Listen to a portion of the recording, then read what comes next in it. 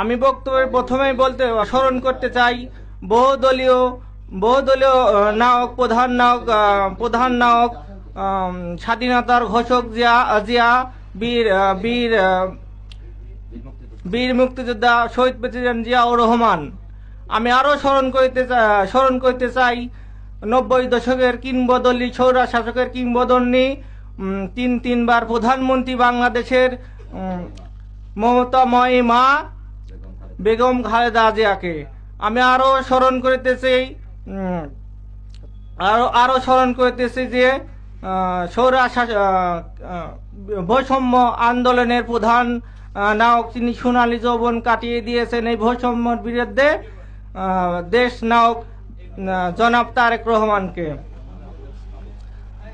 আমি আরো স্মরণ করতে চাই যে এই বৈষম্য বিরোধী আন্দোলনের বুকের তাজা রক্ত দিয়ে সকল শহীদ ও ভাই ও বোন শহীদগণদের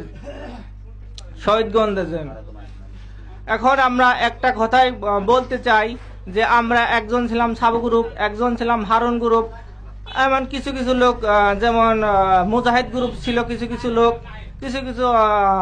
যেমন মুমিনুল কেউ একজন এক কথা বলছে। এখন আমাদের